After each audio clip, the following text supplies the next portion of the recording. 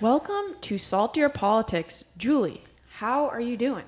So, we talked last week about this 5K that I'm reluctantly training to run for. And as I think I pointed out, my friend Leah, who's a big runner who you know as well, came over for dinner last week or 2 weeks ago. And I told her I was training for this 5K. And she looks at me, she goes, nobody trains for a 5K. You just get up and do a 5K anyway, which is just to underscore how lame my running skills are. And now I'm kind of screwed because this race is in about, I want to say, a month. I think it's a month from today, actually. I think it's September 15th or somewhere around there.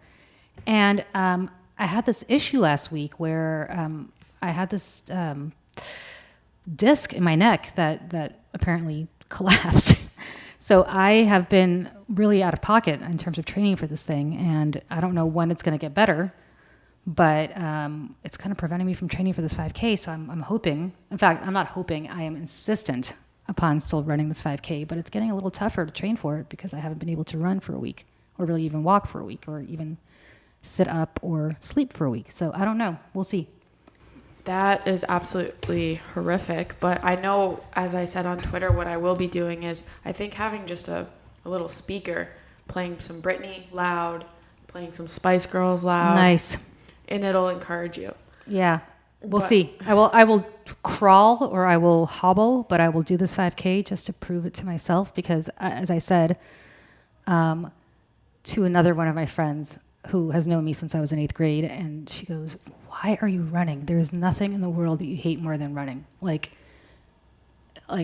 nothing. Like, you hate Nazis less than you hate running. And I said, I know, but I feel like I have to conquer this hatred of this sport. So I'm going to do it. I think it's inspiring too because people just are usually give up and are just like, you know what, I hate it, I'm not going to do it. You're tackling it straight on. I got to do it. Well, yeah. The funny thing is, this will be it. There's no way. You did it though. I'm going to do it, and then I will never run again. And you can check it off, and then for your son too, when he's like, I don't want to do this, I don't like it. You'd be like, well, mommy hates running, and she just completed a 5K. Yeah, and my son will be like, I run a 5K before breakfast every morning when I run around the house like a madman, so that's not a big deal. But like Jerry Seinfeld, I will choose not to run again after I'm done with this. There we go.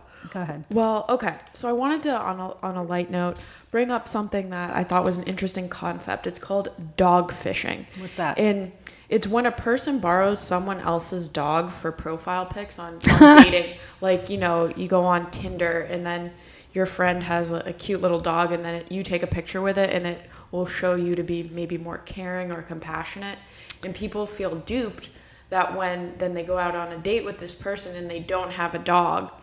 And I would feel totally duped. And I'll tell you why. My guy friends, most of whom are now married, but back in their single days when they were in their 20s and 30s, would literally tell me that there's no better chick magnet than getting a golden retriever or a lab or something because women then see that you're committed to a dog, which means that you might be committed to a family. You've got responsibilities. You're not out drinking till 4 a.m. and not home enough to walk your dog. So I think it does give you some sort of adult cred that you're able to care for another living organism and not just a plant, but a dog. And then all of a sudden it turns out that you don't really have a dog, that you're just borrowing a dog. I think that's kind of a scam. Meanwhile, did you ever meet Grimace? Did you ever meet my dog Grimace? No, I haven't. I mean, everybody who watched Fox knew about Grimace because Grimace was like legendary. So Grimace was this 3-legged chihuahua he was 4-legged when I got him, but then he rapidly broke one of his legs. And so he was only able to walk on 3 legs. And Grimace was like my favorite child. I mean, Grimace, there will never be another entity in my life like Grimace Roginsky. He was amazing. But I got to tell you, like, Grimace was such a massive part of my life. And I remember dating when I had Grimace. And like, if you didn't love my dog, you weren't really going to be in the picture long. Like, it wasn't an issue. Like, love me, love my dog. And I had boyfriends who were tolerant of Grimace, and they didn't last long. They weren't rude to him. They just weren't in love with Grimace the way that I was. And I had certain guys that I dated who really loved Grimace, and I liked them a lot more because of it. But so suddenly, imagine if that was all a lie and Grimace wasn't really in my life, and I was just using Grimace to curry favor with the opposite sex, which I find kind of interesting because I don't think anybody would want to date me for my 3-legged chihuahua. But I do think there's something to be said for the fact that dogs are such a presence in people's lives that if you're not, you make assumptions about people who are dog people who actually care for dogs. And if you're not that person in real life, then I think it's kind of a predicate to you. What else are you lying about? What else are you full of it about? Exactly. And the expert in this article said that people with these put dogs on their profiles who don't own them, they appear more nurturing to potential dates. Of course. And I don't know if you agree with this. I think there's two types of people in the world. There are dog people and there are non-dog people. Okay.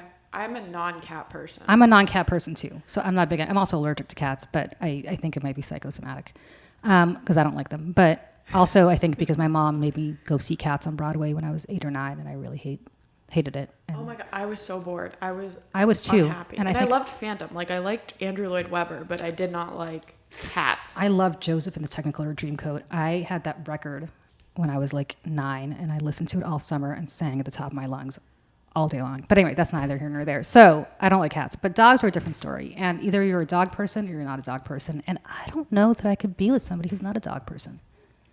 It's true. Dogs offer a companionship and just a friendliness and pure love that is unmatched. There's nobody's going to love you the way your dog loves you. There's no way. Right. Like your kid's never going to love you the way your dog loves you. The dog's always happy to see you. Yeah. And I don't even know if your parents love you the way your dog loves you. Because, you have strife with your family and your parents and, you fight with your kids. And I yell at my son. I would say I yell at him every so often, but let's be honest, I yell at him every day because he's a little out of control, as you know, these days. But with dogs, it's just pure love. Like dogs are the best. And I have not brought myself to get another dog since Grimace died because I'm so heartbroken still. It's been a few years that I don't know that I can, I'll never love again. I don't know that I can. I'm like a one dog woman, but I mean. Well, you certainly won't be loving someone with a fake dog in their profile picture. Oh, please. You know what? That's such a downer. Guys, if you're listening to this, don't dogfish. Don't dogfish. I never even heard of this expression, but don't be that guy. Right. I also wanted to bring up, last week we talked about Spice Girls, and I saw a recent Spice Girls quote. So the Mooch, he recently had an interview with Eric Bolling, and he said, quote, and this is about his whole Trump feud, and he said, Trump can say whatever he wants, I could care less. He's Liar Spice from the Spice Girls. Trust me, there's never been a bigger liar than him. Trump's up there, but he's a big-time liar. All right, so let me preface this by saying I know the Mooch. I love the Mooch. I've always had a great relationship with Anthony. I haven't spoken to him in a while, but when we were both at Fox, I considered him a friend and still do. I ran into him on the street a while ago. I haven't seen him in a long time, but we had a great chat. And I think in the last year, I think we might have exchanged a couple of emails. I can't remember. It's certainly in the last couple of years. So I say this with all affection for Anthony Scaramucci because I really do like him a lot on an individual level. And I never understood, knowing him, what he was doing with Trump in the first place. Trump, I think he started out with Rubio or Jeb. He's a Republican, but he was never a Trump Republican. And then I think he saw which way the wind was blowing and got on board the way a lot of other Republicans did. But they never seemed a normal fit to me, a natural fit to me. And I know there's this kind of joke about Scaramucci because of his little 11-day tenure. But he's an actually pretty serious guy when you strip away all the myth that's been created about him by the media. He's a serious guy. He's a smart guy. And he has known all along that Donald Trump's a liar. I'm not speaking for him. It's not that he and I have ever had this discussion. But it would surprise me that suddenly Anthony Scaramucci woke up last week and was like, oh, heavens to Betsy, Donald Trump's a liar. He's known that since day one. It's another thing to say that he threw his lot in with a guy that he knew was a liar. And that's fine. And that's a business decision or it's a political decision. But I find it hard to believe that suddenly Anthony Scaramucci woke up and was like, how can this possibly be? Donald Trump is not the man I thought he was. He knew exactly who Donald Trump was from day one, which is why he was not on board with him until the very, very end when basically all his first 16 choices dropped out. Look, welcome to the resistance, Anthony. And I do think I do think Trump is actually prime and ripe for a primary. He's not going to lose one. He's got more support among Republican voters than anybody else. But he is also the kind of guy, I believe, who could probably lose 10 to 15% of the primary vote from Republicans who I know who just want to send a message that this is not their party. I mean, I have tons of Republican friends, and we don't agree on a lot, but they are offended by his incivility. They are offended by his rhetoric. They are offended by his positions, whether it's on free trade, which is something the Republican Party has consistently stood for. They are offended on a whole host of policy issues that they see the party going in a different direction than the party's been built on foreign policy, certainly. The kowtowing to Putin. There is still a significant portion, I don't know if it's significant, but there's probably a quarter, if not a little less, of the Republican base, the Bush people, not the Bushes themselves, but people who supported the Bushes and the sort of establishment Republicans who are offended by him, who I think would just cast a vote just to prove a point. And so I don't think that Governor Weld of Massachusetts is the right guy. I think he's running a little to the left of where these people are. You think Kasich? Kasich could.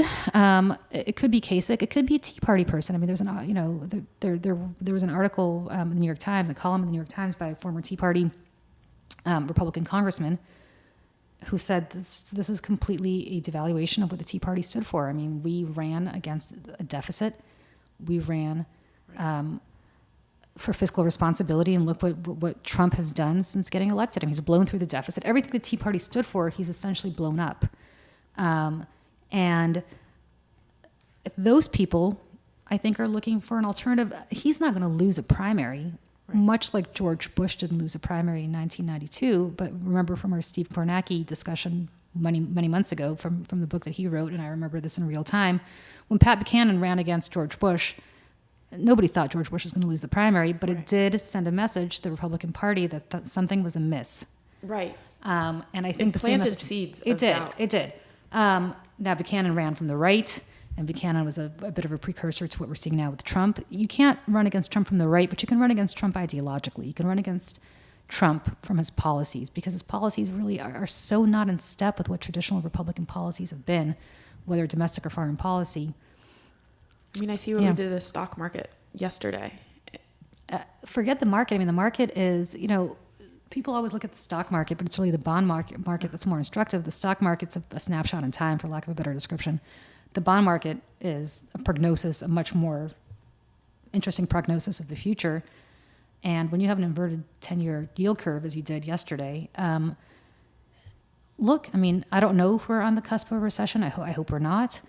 But I will say to you that the only thing that's propping up Trump right now, I believe, and bodes well for his reelection, is the fact that the economy is in a good place.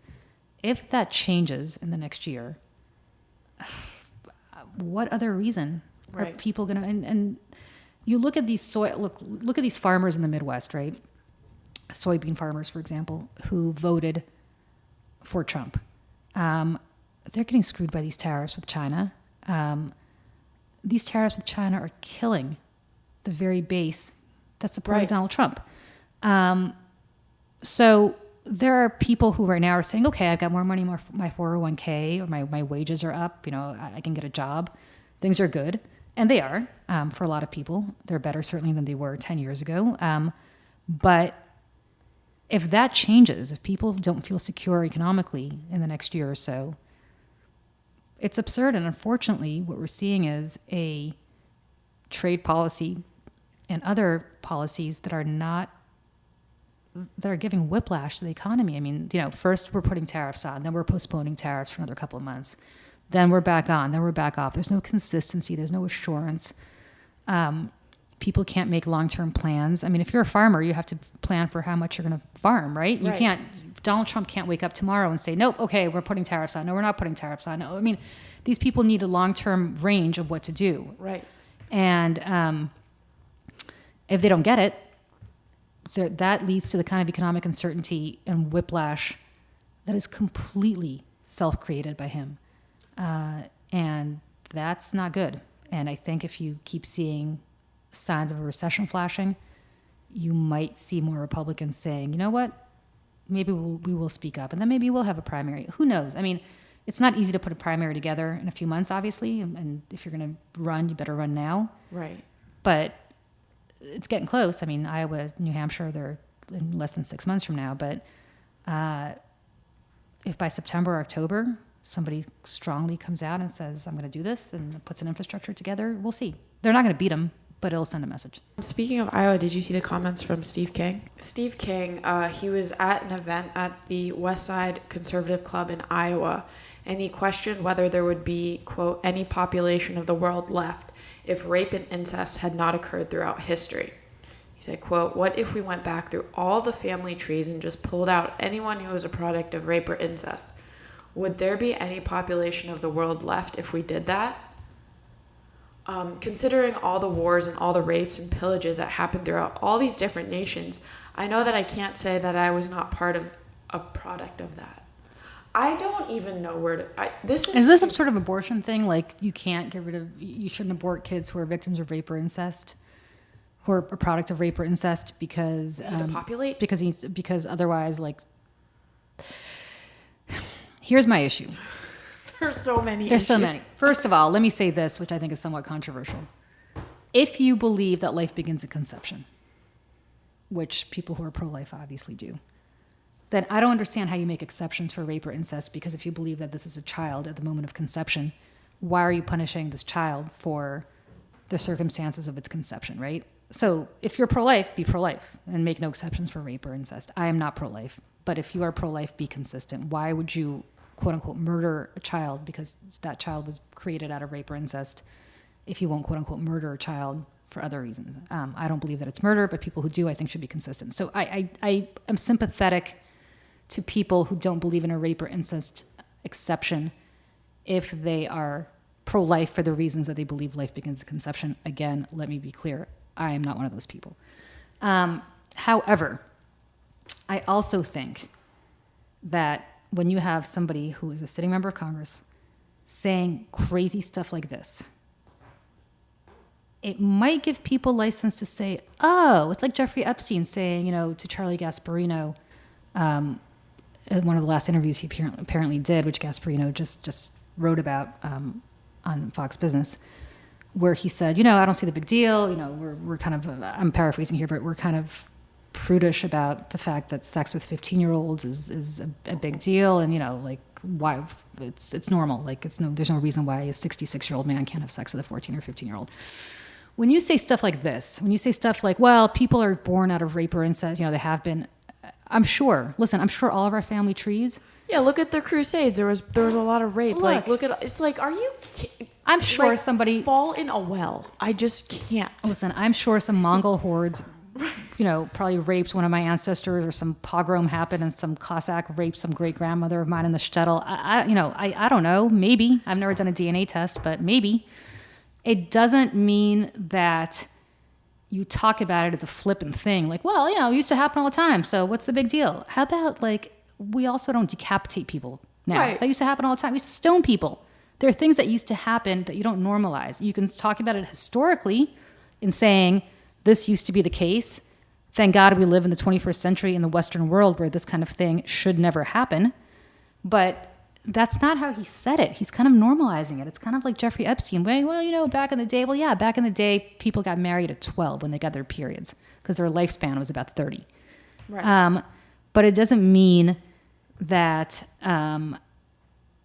you talk about it like it's a normal thing. Like, well, it happened. Oh, yeah, why not? It happened in the past. Let's keep talking about it. Let's keep doing it. Right.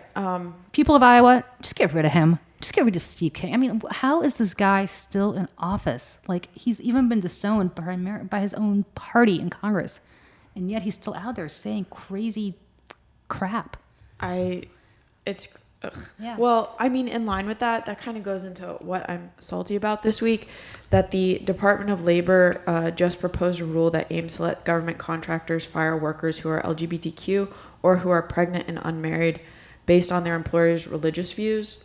The ACLU tweeted out the breaking news yesterday. And So their rule pretty much, the Department of Labor's rule pretty much allows religion exercising organizations with federal contracts to raise religious exemptions if accused of bias in their hiring practices, which is horrific. But it also kind of goes to King's comment, like, so if a woman is raped and has to be pregnant and now her job can fire her.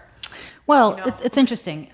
It applies to LGBT, which you can talk about. It applies to women who had children out of wedlock, which is me. Okay.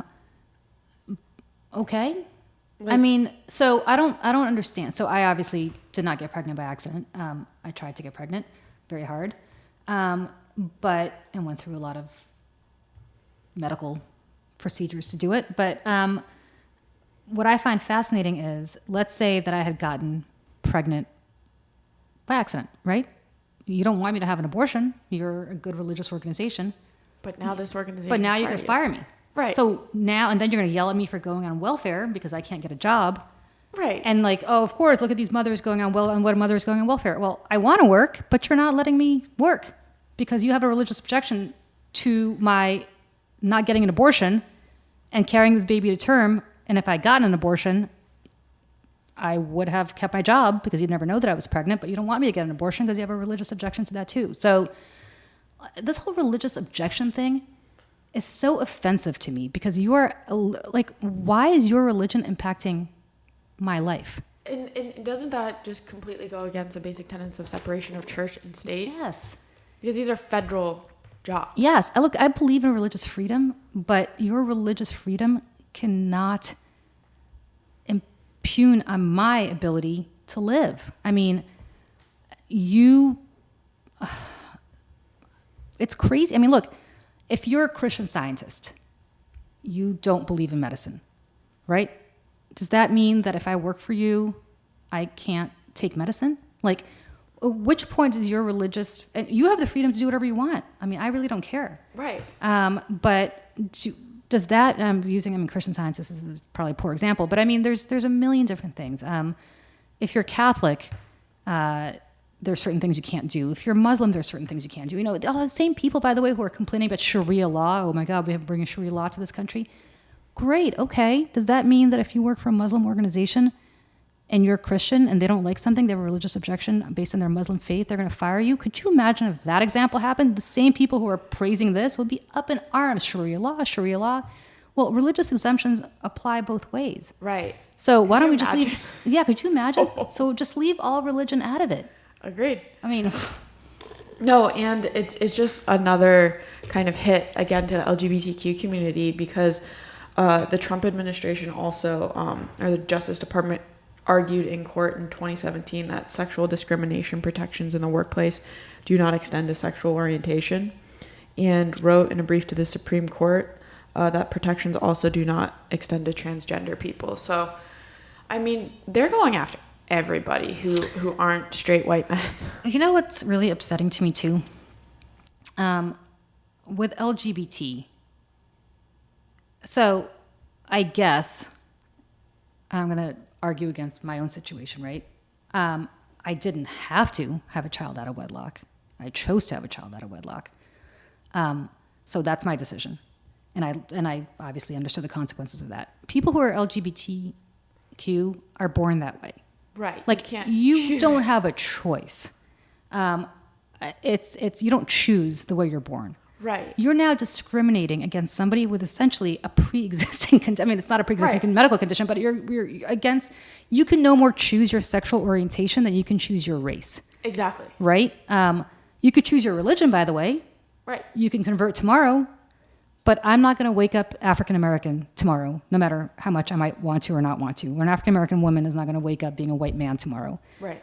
A lesbian woman is not going to wake up straight tomorrow, no matter how much she may want to. Right. A gay man is not going to wake up gay straight tomorrow. And so you're essentially discriminating against people for something that is completely out of their control. And the cruelty of that is just so breathtaking to me. I mean, I look at kids, in my son's class. They've all been together. It's a boys' school. They've all been together since kindergarten.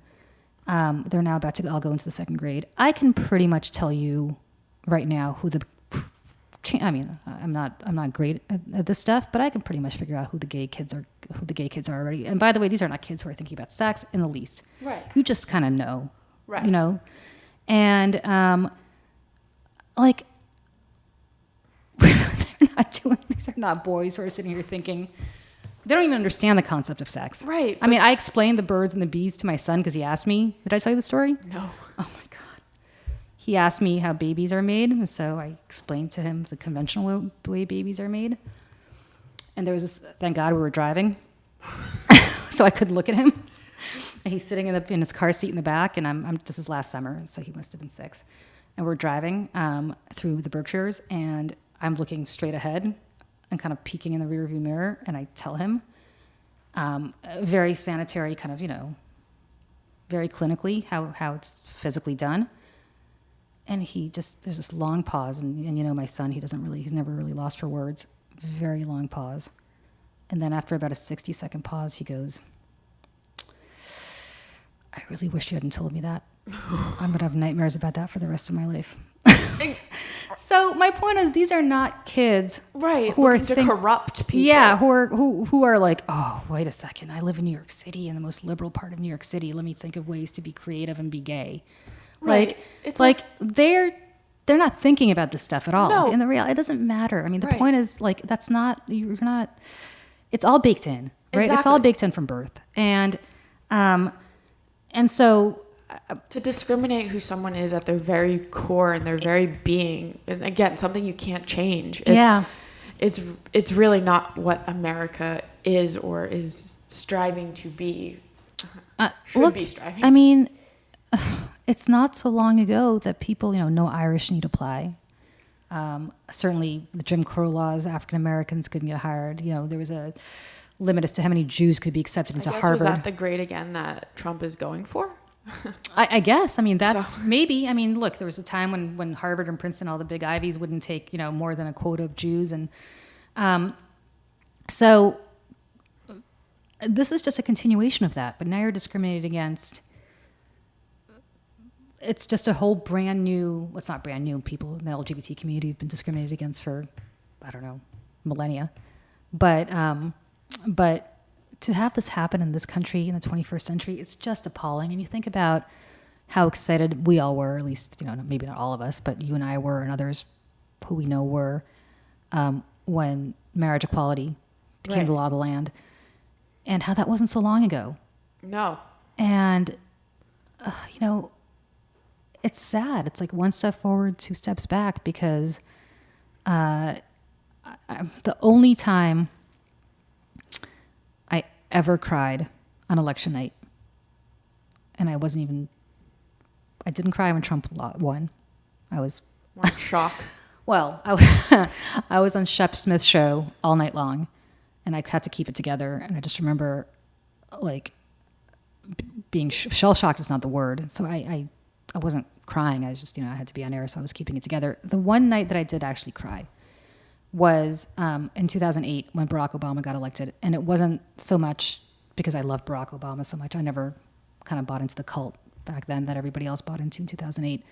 It was because I couldn't believe that we were finally arrived at a moment in this country where a guy named Barack Hussein Obama, who was African-American, could get elected. Like, I just could not believe that a black guy could get elected in this country. And I was so thrilled that this country had come so far.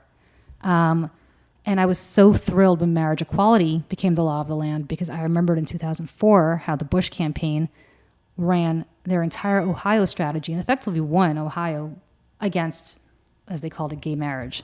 Right. And how within a decade of that, marriage equality was the law of the land. And I just couldn't believe how fast that trajectory had moved. And it happened not long after Obama got elected. And so the fact that you had an African-American president, and the fact that, it suddenly was not a big deal for 2 gay people or 2 lesbians to get married. I just thought, my God, we've come so far. It's like we've turned a corner. The fever is broken.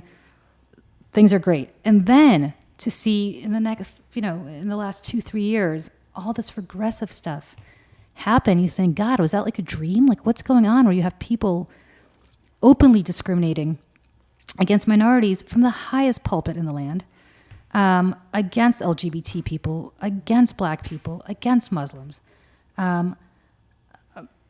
It's, deporting children, deporting family. It's I don't know. It's so depressing. It's just awful. So, Julie, what are you salty about? Well, now I'll tell you what I'm salty about. Except for all of the above. Well, I am actually salty about something to do with this, which is my friend Ken Cuccinelli, if you remember, ran for governor of Virginia, got his butt handed to him in a very massive way. Ken Cuccinelli, originally from Edison, New Jersey, but is now in Trump's cabinet. What I find interesting is Edison, New Jersey, if you know anything about Edison, is like the melting pot of the world. Huge South Asian community, huge Italian immigrant community from a couple of generations ago. I mean, just really, truly a melting pot community, which is where he grew up. And how he grew up this way makes no sense to me. But he said, he made two observations. The first was essentially he wanted to rewrite Emma Lazarus's famous poem, the give me your tired, your poor, your hungry masses yearning to breathe free, on the Statue of Liberty, to basically say, yeah, only people who can afford to come here should come here. And those people are people presumably who have money and will not be on public assistance. And then he doubled down even more and basically said, well, Emma Lazarus's poem is really talking about European immigrants. So Emma Lazarus herself was a Russian immigrant. I think when Ken Cuccinelli, who's of Italian and Irish extraction, was talking about the European migration that was taking place back then, 100 years ago or so when this poem was written,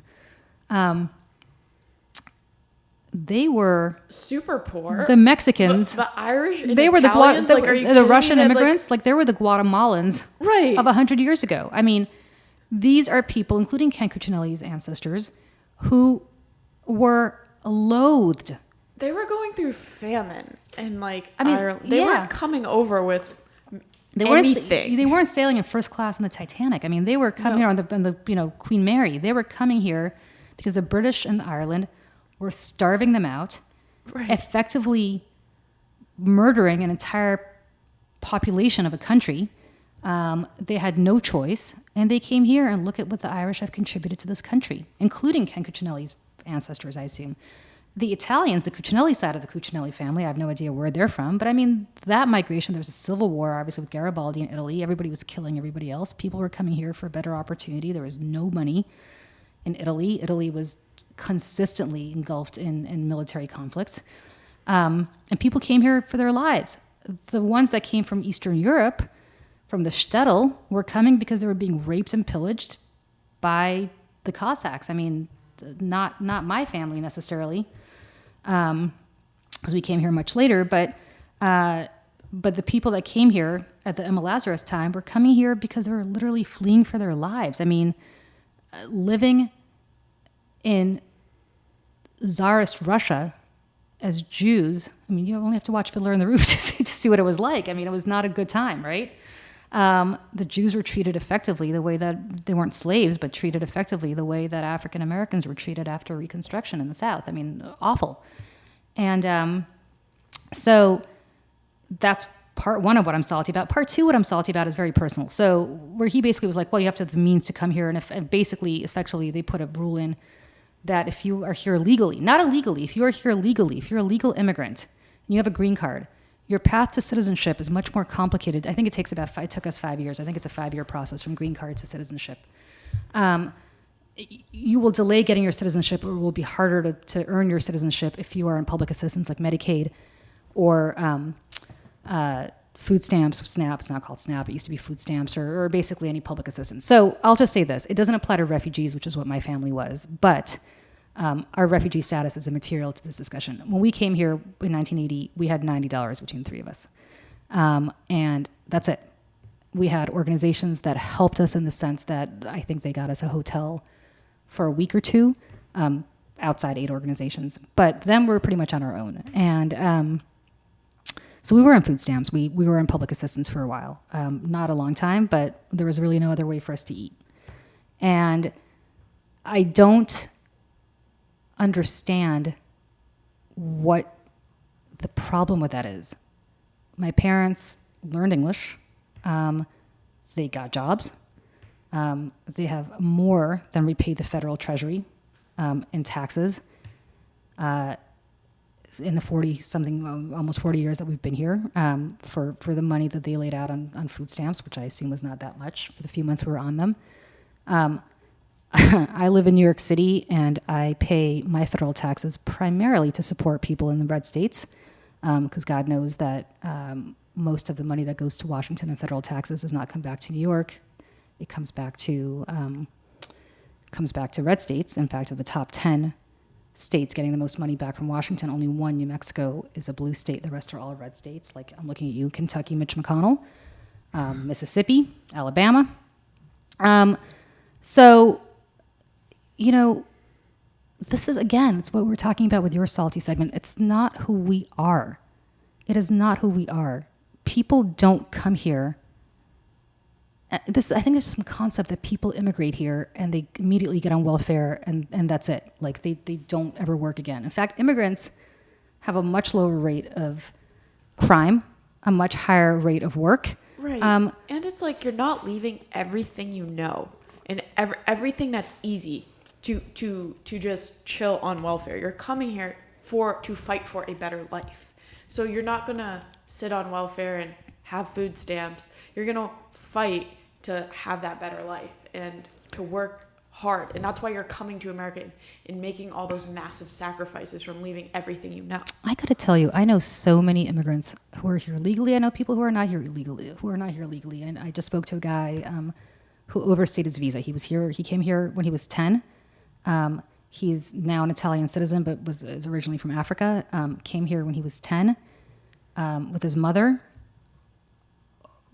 The mother went back to Italy, and he lived with an uncle from the age of 10 on, essentially raised himself, is not here legally, overstayed his visa, as I said, and is cleaning houses, is working. When I say working 24/7, I mean working 24/7 as a house cleaner. This kid, he's 21 now. Not a kid, he's an adult now. This guy is really smart.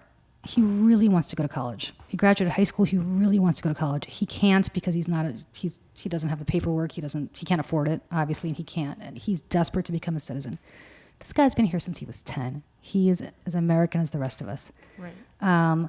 And he just wants a pathway to citizenship, but he's now afraid to apply because he's afraid that if he raises his head, they'll say, you're not here legally, and they'll deport him.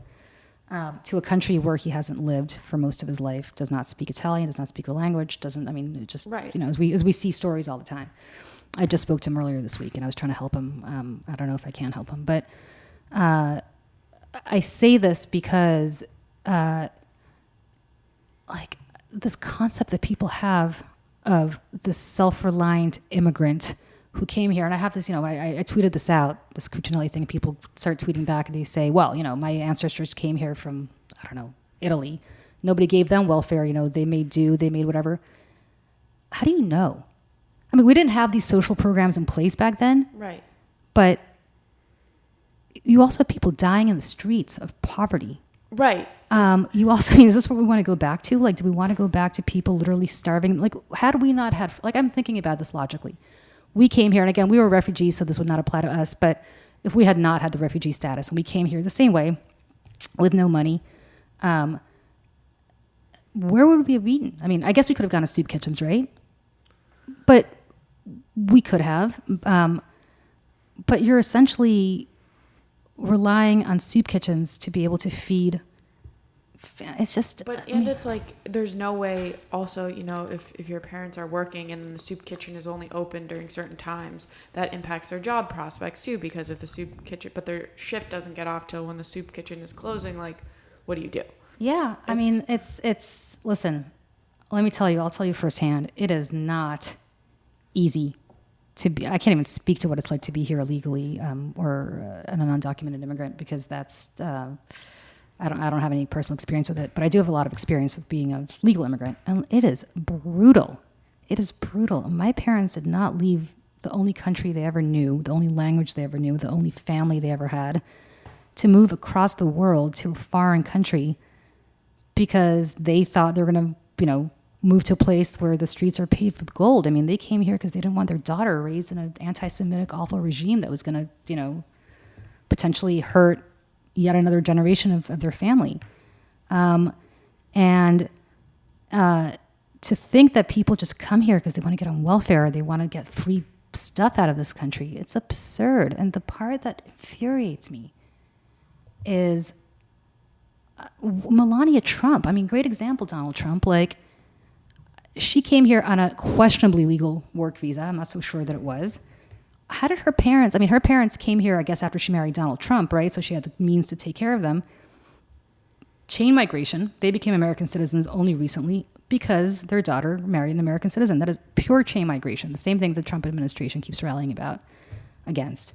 Same thing with Ivana Trump. Ivana Trump became a citizen because she married Donald Trump. I mean, this is a purely, it's do what's good for you and damn everybody else. And it's disgusting. And I am the person I'm most ashamed about not speaking up about this is Jared Kushner, because Jared Kushner's grandparents, who are, if you're from New Jersey, you know the family well, were kind of revered people, Joseph and Ray Kushner, and they were Holocaust survivors and came here essentially as refugees also after the Holocaust and built up this business, and a fairly great business until their descendants decided to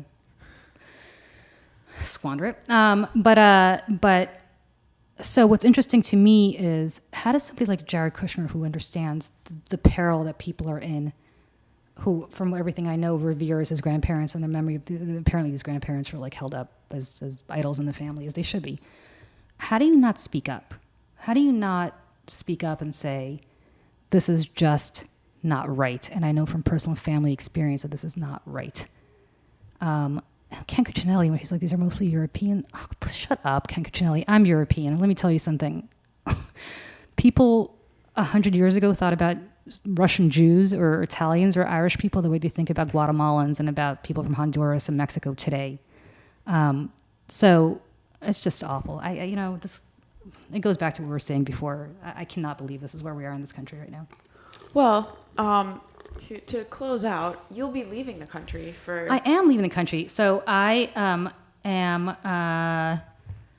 going to France, I think. I am going to France, but I am trying desperately to figure out what's going on with my next situation. I am going to France. I'm going to Normandy. I am going to hopefully eat good French food and drink good French wine and visit a lot of no-go zones. Right.